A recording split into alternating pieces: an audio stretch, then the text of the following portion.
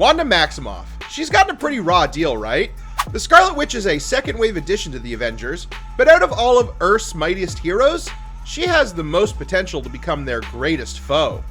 Wanda is co-starring the upcoming Doctor Strange in the Multiverse of Madness, because no one can have a movie to themselves anymore, and it looks like she has a one-way ticket to Evil Town. We have the the Darkhold, to thank for this potential turn, but will it truly be responsible, or is it just the last straw for the Scarlet Witch? If Wanda is going to fully embrace her villainy, it's important to understand why, and to look at her past actions. I'm Chris Goodmakers with Screen Rant, and here's every hint that showed Scarlet Witch will become a villain. Spoilers for the MCU. There's an obvious place to start, and that's when Wanda was first introduced to the MCU, as a villain. After an ominous post-credit sequence featuring the crimson magic of an ominous girl in a box, we got our first proper intro to the Scarlet Witch. At the beginning of Avengers, Age of Ultron, Wanda and her brother are working for the ridiculous-looking Baron Strucker. Seriously, man? A permanent monocle? What is that? An 18th century inspired Google Glass? The star of Hitman, Agent 47, has recruited the twins into experimentation. They joined because of the death of their parents by a Stark-built bomb. Strucker uses the Mind Stone in Loki's staff to activate the powers of the Maximoffs. WandaVision later retconned this into enhancing their already existing powers, but the meta reason is because of the strange limbo these characters existed in at the time. This was the MCU age of don't say mutant, X-Men who? This was also the period in the comics where the Inhumans were getting a huge publishing bump. Strange how that works. Wanda attacks the Avengers several times during Age of Ultron. We have her to thank for Tony Stark's fascistic paranoia. Her vision of Thanos' invasion and the Avengers' deaths drove him to more and more extremes. Tony was on an upswing after Iron Man 3.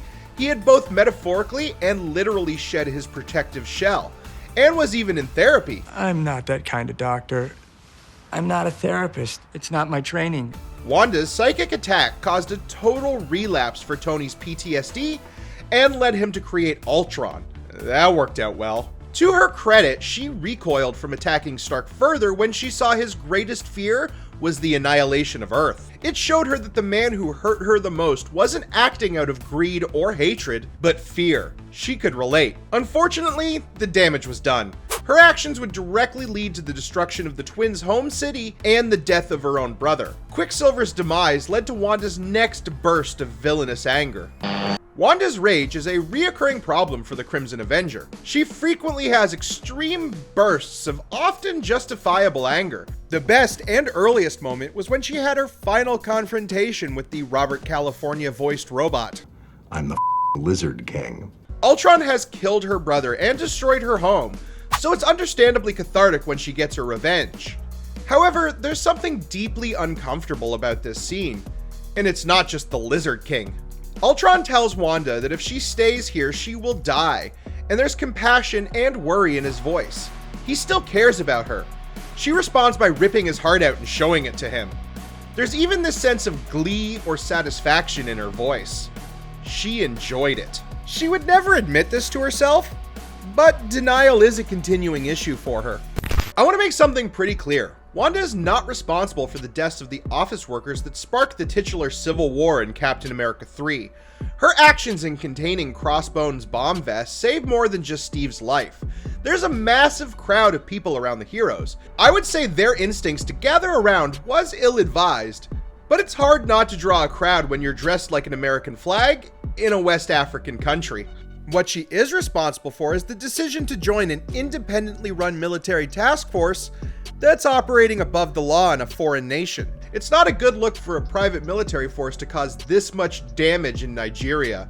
It's hard to argue that the Avengers don't constitute a private army when at this point, a majority of the team are veterans of their respective nation's special forces. Wanda is even taking lessons in espionage and target acquisition from Steve and Natasha.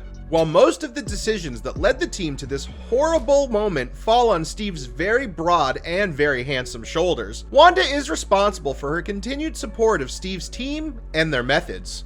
I can already tell you that this is going to be the most controversial entry on this list. It really depends on your opinions on little things like foreign intervention and whether or not the Avengers operate like a private military contractor. Regardless of where you stand, you have to admit that for Wanda, outside authority rarely factors into her decisions. She won't follow rules she doesn't agree with. This, mixed with various outbursts of anger and trauma, has gained Wanda a lot of powerful enemies. Wanda and Vision are only dating for a month or so when their relationship hits a new low, or at least Vision does. With the events that start the Marvel civil kerfuffle, Wanda finds herself on de facto house arrest. When Hawkeye shows up to break her out, he is confronted by Vision. He also does whatever this is with his arrow.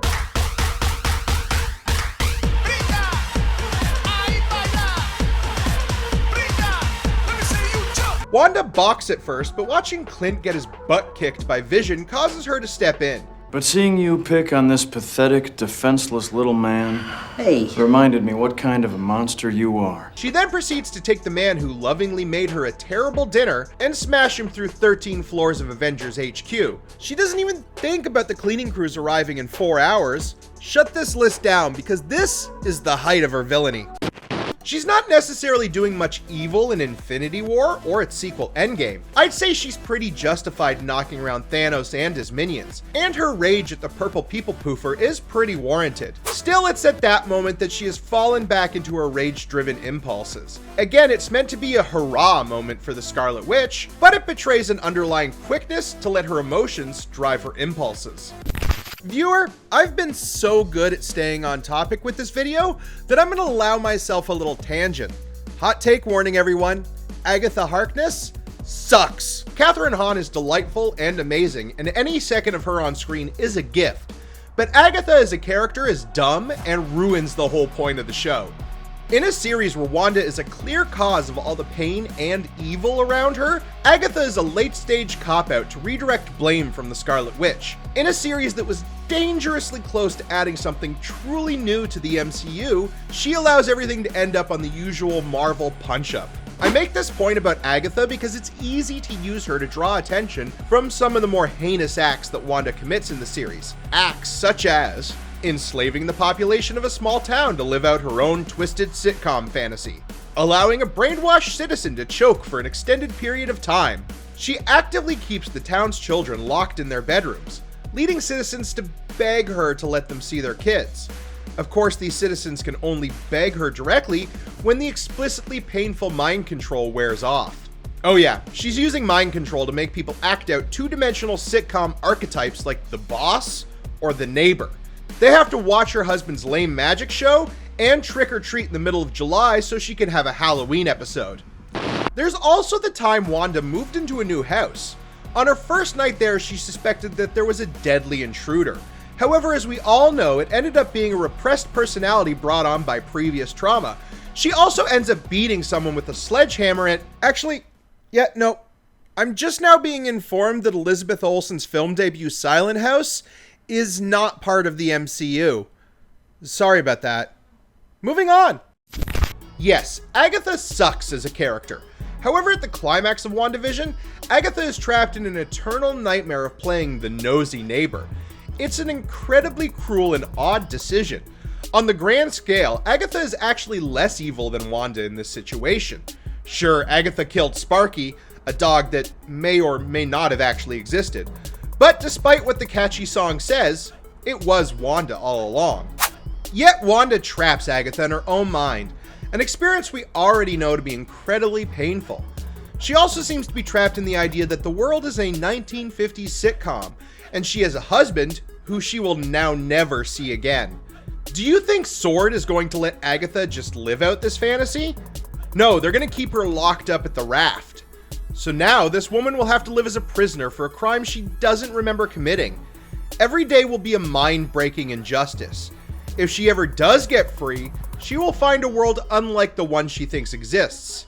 What Wanda did to Agatha is something she should be forced to reckon with. In my opinion, it's the most evil thing she's ever done. Wanda has a history of lashing out from anger and grief, without consideration of those around her. It was justified with Ultron, but her dismissal of his pain in that moment set the stage for everything she would end up doing. Wanda often uses her own grief and pain to shield herself from the way her actions affect others. This is the same motivation or flaw we have seen in countless villains. It seems like, for Wanda, there's a part of her that enjoys hurting others. She hides it behind justifications of revenge and pain, but in the end, all it really takes is a good excuse. After appearing in 5 films and a full television series, it seems like she still hasn't grown past letting her pain justify horrible impulses. We will find out where this path leads her in Doctor Strange 2 and beyond. But unless she learns to control these impulses, Kang may be the least of the MCU's worries.